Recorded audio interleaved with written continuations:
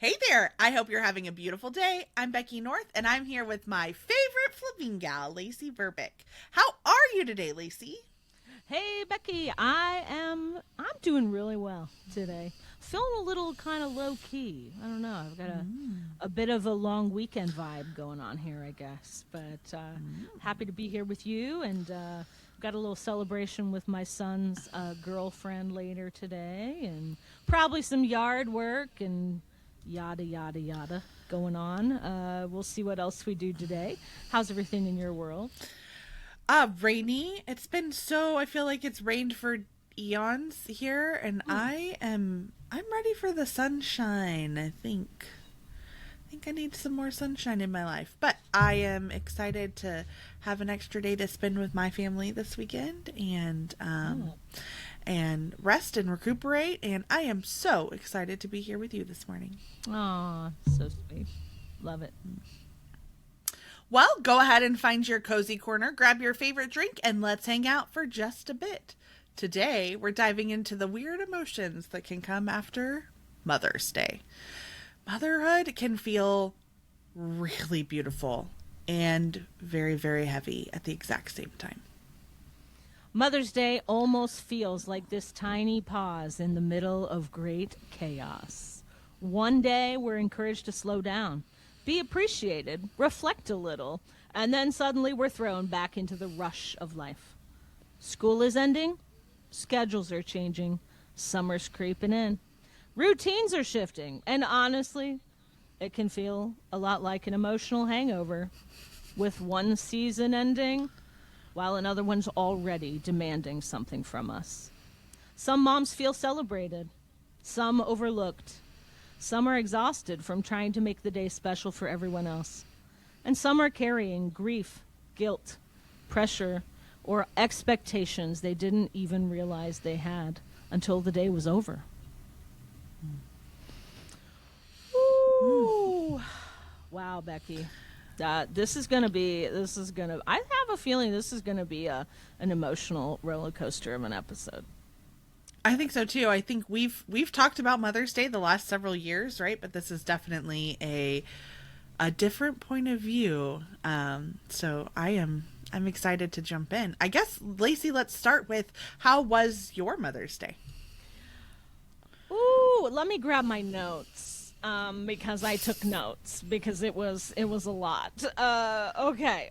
So first of all, it was probably if I was rating it on a scale of 1 to 10, it would be a solid 6, which for me, 4 to 6 would be meh. So Meh. it was meh. That's fair. It was meh. Sorry to drag that out. I should have just said it was meh. But No. my husband did a wonderful job making me feel seen and celebrated and loved, which I'm very, very grateful for. And my children, meh. My my daughter did send a nice gift. She sent me a bunk cake. She lives in Evansville, so she's not she's pretty far away from where we live, and she sent me a bunk cake using DoorDash, which is okay. And problem is that the she sent what she thought was my favorite flavor of bundt cake, which is lovely. And she used to work at Bundt Cakes when she was in high school, so there's kind of a little bit of a connection there. But she didn't realize that I'm dairy free. I've become intolerant of dairy in perimenopause. It's one of those really fun things that you didn't anticipate that smack you in the face and make you very uncomfortable in your body. So she sent me a bundt cake with all kinds of rich, full of dairy frosting on top, and I couldn't eat any of it. So yeah, so that was that. It was kind of like here's a gift, yay Mother's Day, and then it had to go straight in the garbage pretty much because I couldn't eat it. But anyway, it was at least a thought, which I'm grateful for. And my son, who's in high school and just getting his first job and things, so he doesn't have a lot of money or things to buy gifts with. However, he had promised that he would do some gardening and planting and things with me and help me out with some mulching in my garden beds and things like that. And well, he frankly just sat down and didn't do it. So that was disappointing and frustrating. I sent a Mother's Day gift to my mother-in-law, and because we just kind of always try to celebrate her and recognize her, even though they live about 2.5 hours away, so we don't see them all that often. But sent a gift to her, and unfortunately, Amazon messed that up, so it showed up late. And then it showed up in two parts. So there were two items that went together, and it ended up showing up late, and then it ended up showing up without its second part. So the first part and the second part is where the card was attached to the second part, which didn't show up until after the first part, and the first part had no card, so she didn't know who the fuck it was from or anything. Yeah, and then the second part shows up, and she's like, "Oh, does this go with the first part?" Yeah. So anyway, Amazon did me dirty on that one, and it just didn't work. You know how like sometimes you have the best of intentions, and you're like, it's gonna work, it's gonna land, and then it just didn't. So that made me sad. And then and then this year is the first Mother's Day, I guess, where my mom and I haven't been in contact, and so it's been it was interesting to navigate this first year of I'm just gonna say the word estrangement that's going on in my family, and so between all of those things. It was definitely meh. Meh. Yeah. Maybe Sounds that's heavy. Maybe that's being a little bit actually Generous. I mean, it was a little rough. Yeah. So sorry that was a long story, but tell me yours. We had. So my anniversary is right before Mother's Day, and one of my children played, this was his last season of flag football, and they made it to the championships, which somehow always seem to be on Mother's Day weekend. This is the third year in the row. It's always on Mother's Day weekend. Like, I don't quite understand, but so Mother's Day was really about like making sure we had the right kind of breakfast for our football player and making sure that we were at the thing on time and kind of dotting all the I's and crossing all of the T's for this game. Now, I will say it was so much fun. I had a really good mom friend actually join us, and it was a beautiful day. It was so pretty outside. Yay. And they played one game, and if they won that game, they went on to the second one. And so they won their first game, and then we went up against the only team that we lost to all season. And that's a story really for another time how we lost to them, but it wasn't really about like they were a better team than us. We were very equally matched. It was about how they did overtime rules, really, honestly, because they the kickers on the game that we lost to them, they agreed that we would do field goals, and it was like they started somewhere and then they would move 5 yards back, and then they would move 5 yards back, and it would be like they kick, we kick, we kick, they kick, like back and forth, basically until somebody couldn't make it. So I was like, this whole team sport came down to one person on each team. Like, so our boys, their last game, they don't play in the 8th grade, and it was the most intense flag football game I've ever seen. I mean, it was awesome. Like point for point. Like, it was so tight. And there's like 35 seconds left on the clock, and they have the ball. And while they're still at like the starting point, like I'm like, if they can get this ball off, we're gonna lose. We are up by literally by one touchdown. And if they can get this ball off, we're gonna lose. Like there's gonna be no, because we had missed an extra point, and so they were, if they got a touchdown, even if they missed their extra point on that, they would have still beat us by 1 point.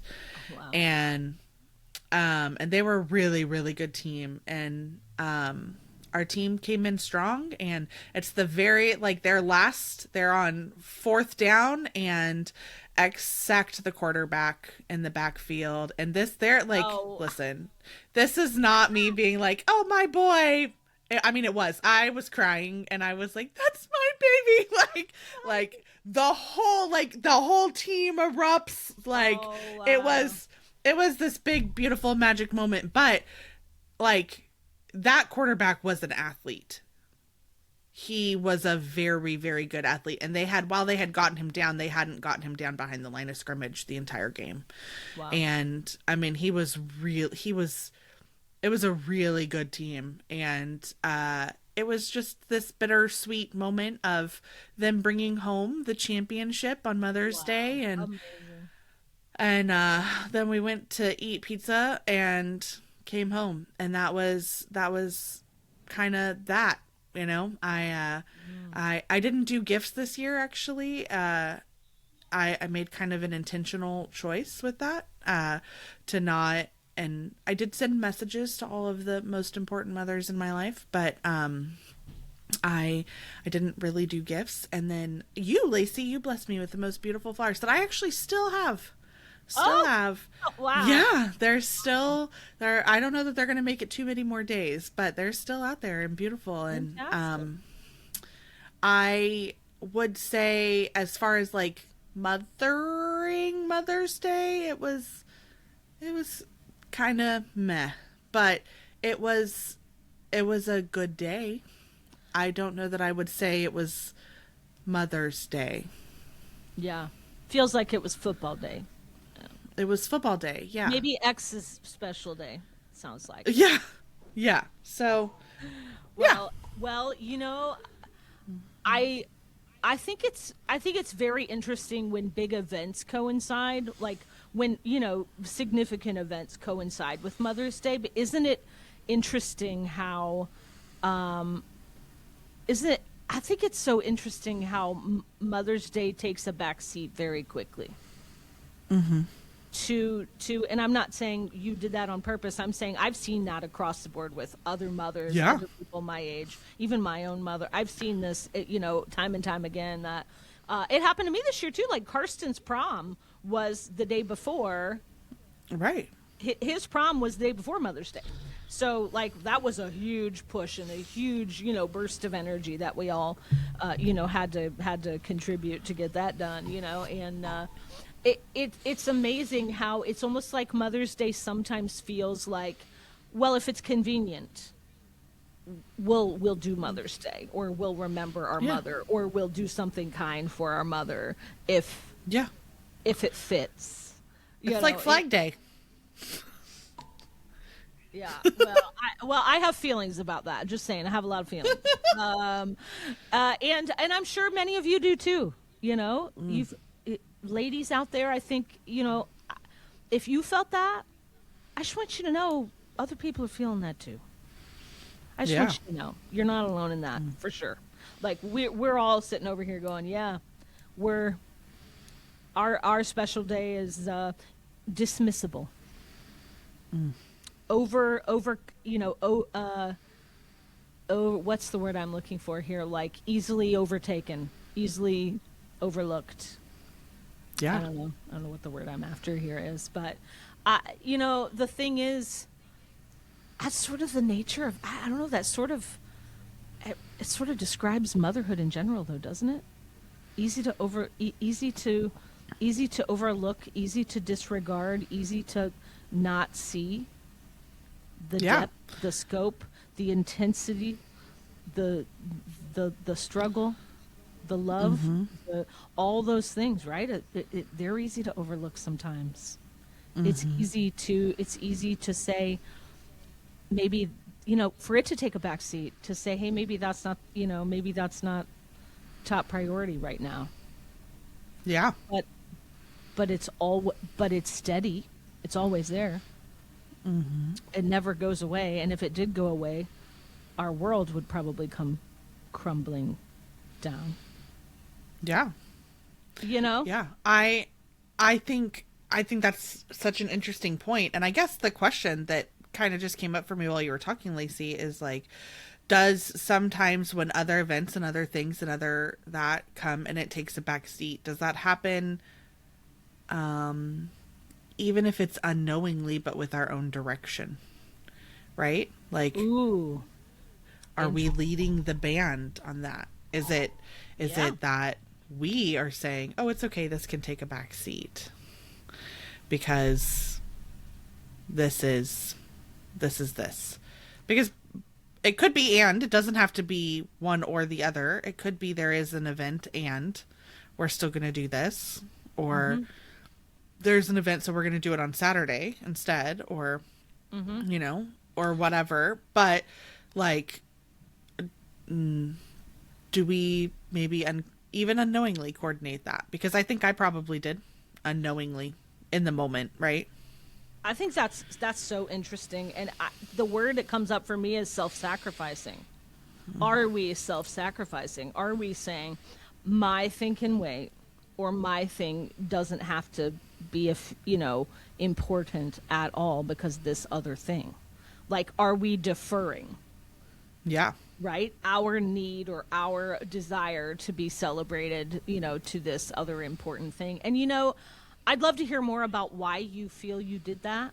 But for me this year, it was I knew prom was in the mix, right? I knew prom was a big deal, and we set aside our Friday and Saturday to focus on getting prepared and getting dressed and doing the photos and kind of focusing on him. And Sunday was for me.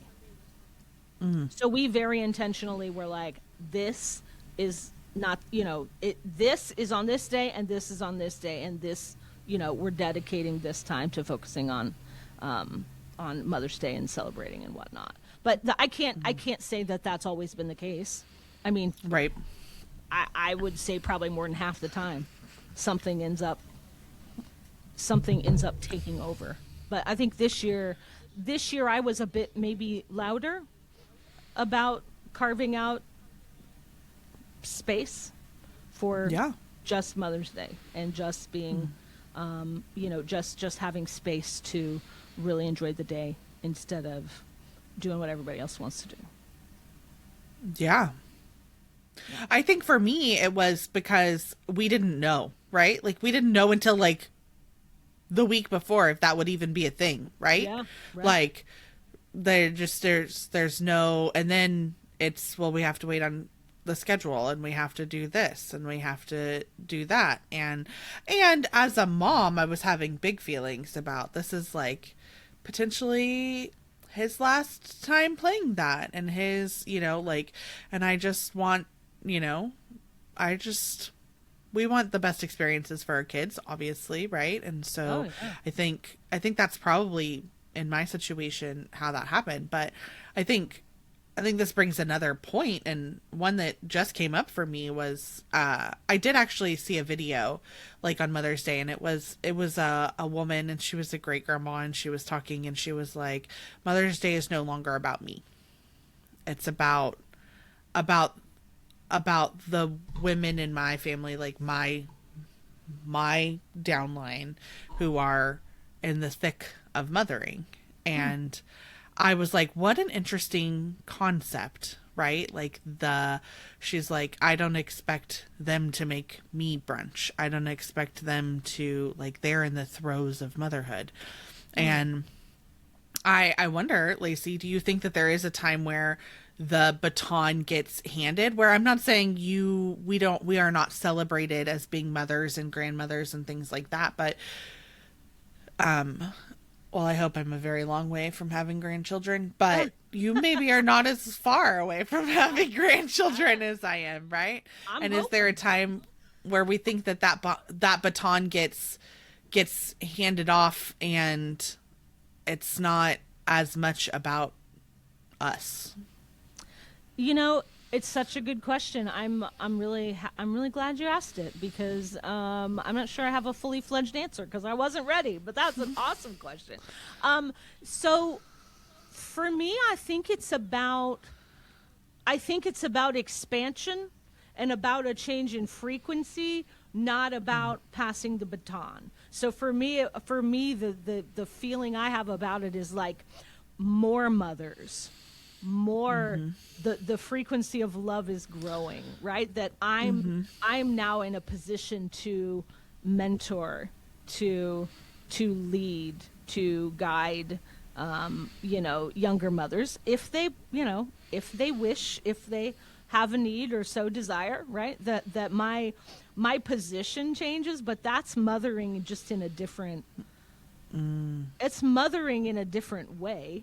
It's still mothering, Yeah. right? So no, do I think I'll ever be, you know, knocked down a few notches when someone else in my family line, say my daughter, becomes a mother? No, I don't expect that. Actually, I think it's an opportunity for me to for us to expand what Mother's Day means, the energy of Mother's Day, the recognition of the importance of mothering. And Yeah. I think for me to be able to show up in a with a mother's energy to other mothers in my family, that's maybe the greatest gift anyone could give me, right? To be able to do that. So yeah, would I expect to, if I was not acknowledged, that would be a problem for me. But I think that extra care and attention needs to be offered to mothers who are in the throes of motherhood? Absolutely. Yes. And I also think that care and attention needs to be offered to, some people might call them a crone or a matriarch, right? The older women deserve acknowledgement also for their commitment and gift of life and transition that they're experiencing going into their, later years. Also, like the perimenopause and menopause transition for me is very sacred and very much very deeply in the energy of mothering. Right? But it's the closing of the mothering chapter. Yeah. And I think that deserves also deserves acknowledgement. Yes. Yes. What are your thoughts on that? I think I am in alignment with you. I think that there is you said expansion. I was thinking experience, right? Like I look forward to experiencing Mother's Day with my daughter-in-laws, with my daughter, Oh yeah.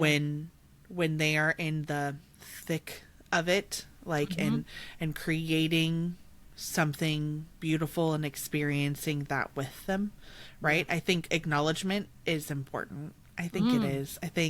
I think and I not like, ooh, look at me. That's not what I mean, right? But like I think I think acknowledgement in general for the women in our lives should be more of a common thing, right? It shouldn't just be Mother's Day. And I think everybody wants to be seen and heard and valued. And that's probably why when maybe those things don't happen on Mother's Day, that we feel hurt, that we feel sad, we might be angry, right? Yeah. And because it feels like this is when society has told us that we're supposed to celebrate mothers, right? And so I think I am with you. It's not about, I don't necessarily need brunches and gifts and things like that, because for me personally, a heartfelt note or a message or a phone call or like a deep conversation is like the most beautiful thing that I could be given by my children, right? And like I think especially now as they're getting older, and I don't know if you would agree with this or not, Lacey, but like I said, everybody wants to be seen. So to be like for how you've shown up in their lives, to be seen by them, right?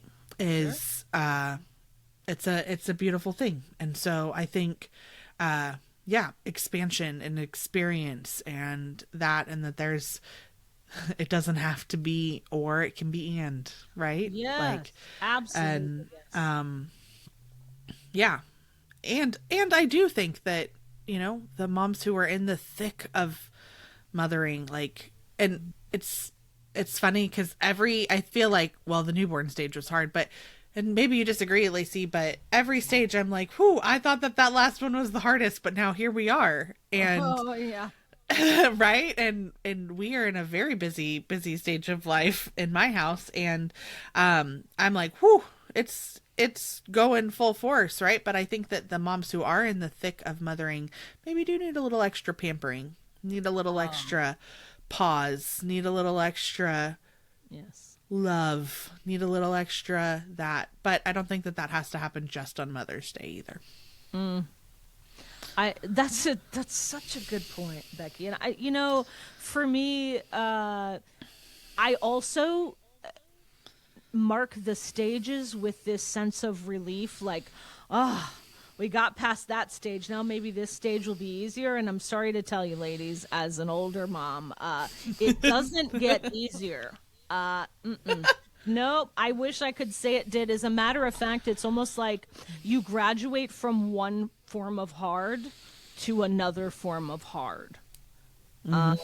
It but it's both, they're both hard. I wish I had some flowery, really happy news for you that it turns into this dream state, rainbows, sunshines, and ponies parenting. But unfortunately, that has not been my experience. Though I have wonderful children, and let me just say that I have wonderful children, and I am very blessed to have had the journey I've had to this point. However, it's just differently hard, and you would Yeah. think that you would think that, like, all your skills, right, all the things you've gained over the years of mothering would somehow culminate, in a way that makes you the most confident, the most bold, the most helpful, the most assured, the most loving, at when your children are adults, young adults.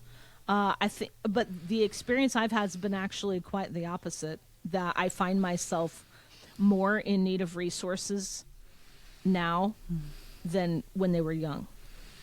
Like, I find myself stuck and wondering how to guide, how to help, how to manage my own feelings, how to encourage in a way that doesn't make them overconfident, but actually grounds them in reality and in work, and being able to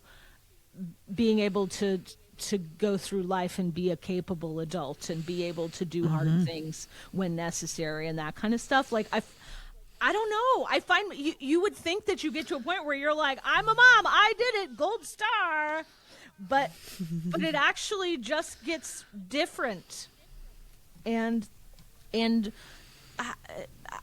I'm, as much as I know, I feel like there's an equal amount I don't know yet.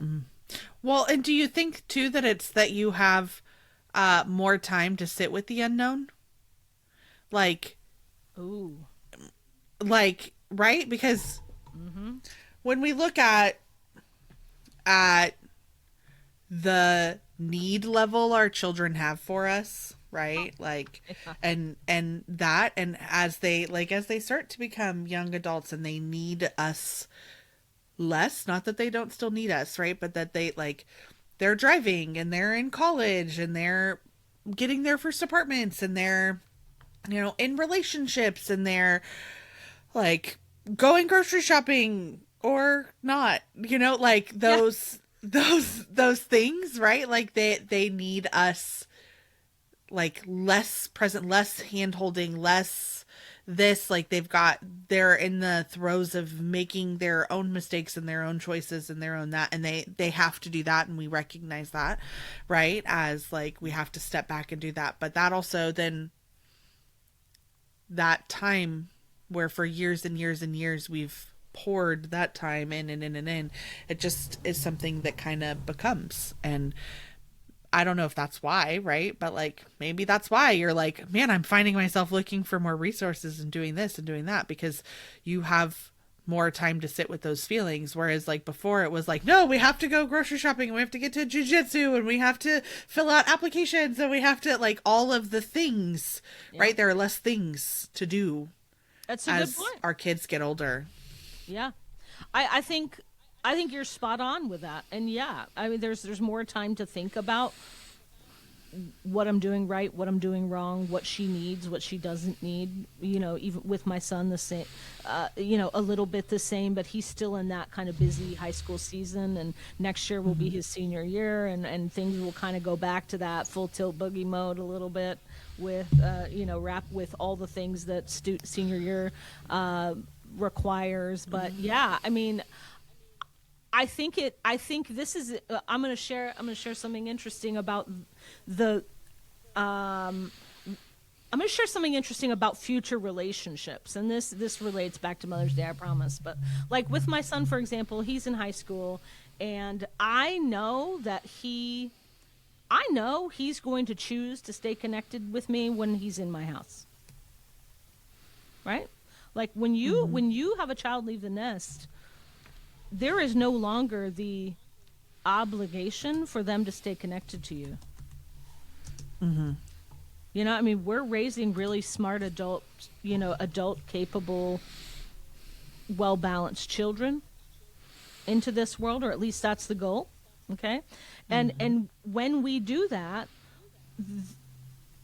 you're sort of forced to uncover all the shitty, dirty, dusty, broken things that might have been swept under the rug, or might have been not addressed, or might have been even ignored or not recognized by you as a parent, as a mother. And when they leave your house, those things come to the surface, those things bubble up, and you start to go, whoa, like if this isn't clean, if this isn't happy, healthy, loving, if this isn't Yeah. aligned to who this person that I've just released out into the world is, there's a potential for our relationship to break down. There's potential for her to say this no longer serves her, or to move on, or to move away, to disconnect, to cultivate distance in your relationship. There's a lot of like you have your kids until you don't have your kids, right? But that relationship is baked to a point, and then once you pull the baking out of the oven, You can't put it back in. well, but mothering changes then. That's the point where mothering changes, Yeah. because you have to now almost rebuild a relationship under different terms, on new ground. And I think that may be the gosh darn hardest part of mothering yet. Because the person who you knew in your home is no longer is now a new person. And you want and need and love that new person. And you hope they love you back. Right? But you sort of forces you to uncover some stuff and clean up some stuff, and maybe even modify some of your own behavior to be able to meet that new person. And obviously, I have some feelings about that. But I mean, it's going well. It's going well with my. It's. I think it's going well with my daughter, but it's a lot of work. It's a lot of emotional work. Well, and I think I'm going to take this on a little bit of a spin, but one that I think that you can also, connect to is, I think too, as we as, millennial and like growing into adulthood and having adult children, right? I think that we change and we grow, and there has this. I listened to a study the other day, or somebody talking on a podcast, about how this generation of people who are actively parenting right now, whether that means that you have littler kids or older kids, but like the healing that is happening in this generation, the generational curses and ties that are being cut, the things that are like how they are letting go of things that don't serve them or aren't theirs to carry. Yeah. And that wave of awareness, maybe is the right word, that is happening kind of across there, which is changing how we show up as parents and how we show up in relationships. And I think, we both have complicated relationships with our mothers. And I think, that's another thing is, I know for me, and I've talked a little bit about my relationship with my mom, but the very healed and best version of me can say, my mom showed up the best that she could in my childhood, and it wasn't enough. And I wouldn't have wished that on a lot of people. And I am so grateful for the family I had that stepped in. I am so grateful for the friends I had whose families adopted me. I am so grateful for, a lot of things, and the very, very healed version of me can say that, right? And I am grateful that she showed me how I didn't want to show up as a mom. Yes. And I did have awareness of that even really before my healing journey. Like, I want to be anything but that. But Mother's Day, and I know, Lacey, we were talking about this just a little before we started recording, but there are still feelings for that, around that with me. I know that I will never have that beautiful mother-daughter relationship with my mom. I know that will never be a thing. But I think that there's still this 0.05% part of me that is like, maybe one day, maybe one day she'll see, maybe one day she'll do this. And, I think as my children are getting older, I'm like, God, I don't want them to feel like that. Yeah. About like that awareness makes that relationship and those feelings that you were talking about feel even bigger, because we are estranged. Because estranged is not the right word in my situation. It's complicated and hard, and like, I'm all the family my mom has left, right? And so there are, while we are very, very disconnected, there are still some things I don't just step away from, really, for my children's benefit, for my benefit, for as we're learning things about health and stuff like that. But and I'm going to give you time to respond here too, Lacey, but I will say, like, the me who has healed a lot, who has done a lot of work on me and what I can control, and on my healing, and how I value myself regardless of that relationship, and how I show up as a mom regardless of that relationship. And not just as a mom, but in every relationship in my life, really. I can say that has impacted that. Like, that person can say, while I know she did the best she could, it wasn't enough. And I just want to say to anybody who is maybe in that season right now, the best she could looked really bad. It looked really, really bad. And I do truly believe that that was the best that she knew how to show up. And that best that emotionally she could show up. And I just want to say that those things can coexist. Or it can also be, it wasn't enough and like, I am still who I am today. Yeah. Right? Because a big part of who I am today is because of that relationship. And I wouldn't trade that part of me. So good, Becky. You've you're a shining example of what healing looks like. You are. Well, thank you for seeing me like that. You are. Yep. And we all have we all have our stories and journeys to this point, right? Mm-hmm. And mothering touches so much of who we are. Yeah. And I think it's important to note that mothering for me, it's an energy. You all know I like to talk about energy. For me, the energy of mothering doesn't just come from the person who birthed us. Mm-hmm. The energy of mothering for me comes from Mother Earth, comes from people like her who've taught me a lot about me, who's people like her that have held beautiful space for me to become the best mother I can be.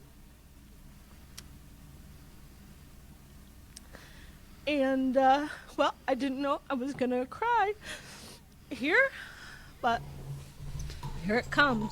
So, just consider the energy of mothering and how that showed up in your life, or how you can bring that or hold that for others. Yeah.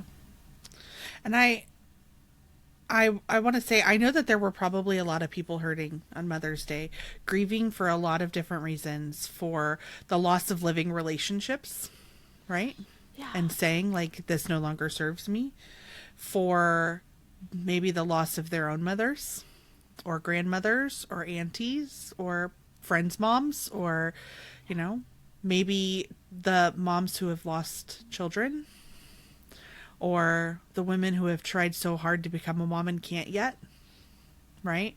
For dog moms who have lost, or cat moms, or bird moms, or whatever that is. Like, I think this day that we say, this is the day, this is it, right? Wrap a bow on it and put it around. It comes with so many feelings. It is heavy. It can be. It is heavy. And it can be, yeah. And I want to say to all of those moms that we see you, and that I know that maybe it feels really lonely, and that maybe nobody can understand your exact story, but that you're not alone, that you're seen, and that you are loved, and that you are enough, and that we write our stories in a bunch of different ways. And that's okay. That's okay. And that you can both grieve and have joy, that those things are allowed to coexist. Yeah. Beautiful, Becky. Well, and at least you're not me over here crying on a podcast for the whole entire world. At Girl. least you're not me. Okay? I love that we cry on the podcast. I love that we show up authentically. I love that. So thank you for being exactly who you are. Oh, I love you. Fellow mom. I love you right back. Well, I just knew, I knew this episode might be hard for me. And it has been. But it's also, every time we Every time we let these things come up, they can go out. Mm-hmm. Right? That's right. And that's processing our emotions, our feelings, our grief. Mm-hmm. That's how things get better. That's right. That's right. And I think it's important to take the time to do that. I think one of the things that we talked about, in the intro of this episode is that this season specifically, I wonder when like Mother's Day was created if it was the same way, right? Like I think it couldn't have been, right? Maybe, I don't know. But like it's crazy. It's a crazy time of year, right? Yeah. Like it feels like it doesn't matter where you work. It feels like it's crazy. The kids are like at the end of the school year, and that's crazy, like, and all of the things to do for the end of the school year. And then, oh, by the way, you have to make sure that you're ready for summer, and it's no longer just like what's for dinner, it's what's for the 17 meals I'm going to eat today. Right? Like, and making sure that there are activities and things to do, and like, and all of that. It's about like trying to regulate every single emotion of every single person in your house, because everything is just, in the blender with the lid off. And I think we don't always take the time to stop and feel it, right? Like that we don't necessarily want to feel or process or deal with that on Mother's Day, right? We want it to be this joyful and happy and loving thing. And we'll get to that later. And how often do we pick it back up?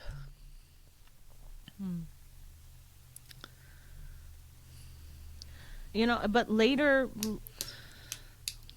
doesn't have to mean never, though, right? Like, yeah. Never doesn't. I don't know. Like, to just we shouldn't put ourselves off. We shouldn't put the caring for ourselves piece off. Mother's Day or anytime. That's right. Anytime. The only way to take care of the hangover is to like address the problem, right? Yeah, and we've said this a million times on this podcast, Becky, but ask for help. Ask for help. And help can look different. Yeah, go ahead. Like, that's not necessarily like, oh, can you help me? Like, I literally, right before we started this, I was like, Lacey, I need to have like this really real conversation, and I know that you'll hold space for me. And here are the things that I wouldn't want to say out loud to a lot of people. Right? Because I know, like, I just need to get it out of me. Like, I need to get it out of me so that way it's out. And that was help, right? I mean, you had beautiful words to share, and that helped tremendously. But even if you didn't, even if you sat quietly, right? I know I said something similar to you this week. I'm here to listen, and I can do it silently.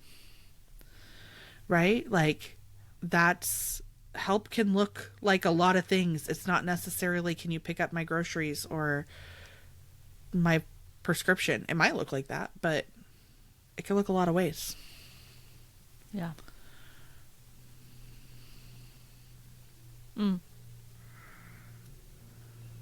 Well, I love how this ended. That might be all there is to say, Becky. And okay.